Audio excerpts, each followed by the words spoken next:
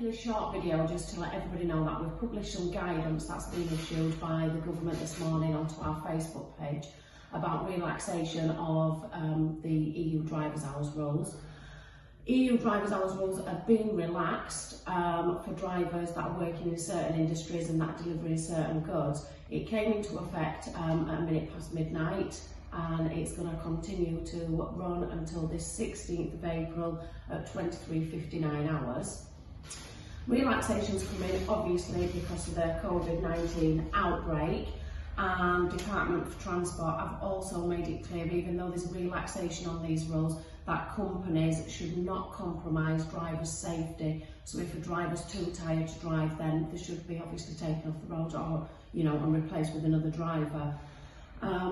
Relaxation rules are applying to distribution centres that are delivering direct to stores, manufacturers and suppliers that are either delivering to distribution centres or direct to stores, or transport hub trunking links and transport hub deliveries to stores.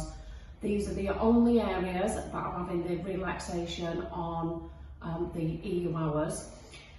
So, for example, if you've got a delivery direct to a consumer, that isn't going to come under the relaxation of these hours. The hours that have been relaxed are your daily driving time. So at the moment where you've got 9 hours driving extended to 10 twice a week, these hours from 9 have been extended to 11. So in effect, if you could work 66 hours a week driving, this is what you'd be obviously doing. But you have to bear in mind that there is the working time directive to be taken into consideration. So even though the government are saying that you can work 66 hours, drive 66 hours with the 11-hour rule, you can realistically only work for the 60 hours per week. So in relation to the daily driver's hours being increased, this obviously is going to take your weekly driving time now to 60 hours per week, and 96 hours within a fortnightly period. So these have increased from your 56 and your 90 now to 60 and 96.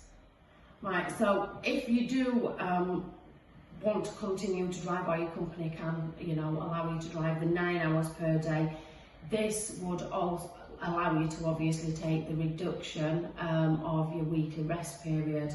However, if you come to an agreement with your employer and everything can be put in place and you are driving the 11 hours a day, your normal weekly rest period would apply. So you would not be able to take a reduction in your rest period if you are driving those 11 hours. That is only going to apply if you're driving the 9. So just to make that absolutely 100% clear, 9 hours a day driving, if you needed to take a reduction in your weekly rest, that can be done.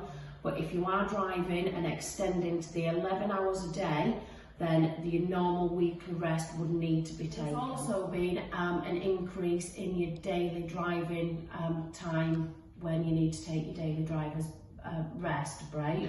So at the moment, we know the rules stand at 4.5 hours driving and a 45-minute break must be taken after that 4.5 hours driving. This has now been replaced in the relaxation rules with you can now drive 5.5 hours before you need to take a 45-minute break. What I will say is, if you're running on a tacho chart, you do need to obviously fill out the back of the tacho chart with the information as to why you've exceeded the normal permitted rule. So whether that be on your 4.5 hours to 5.5 hours driving or your daily driving period, that all needs to be detailed on the back of a tacho chart. Same rules apply if you're running on a Digi. Take a printout, write on the back of your printout the information of why you've exceeded those limits.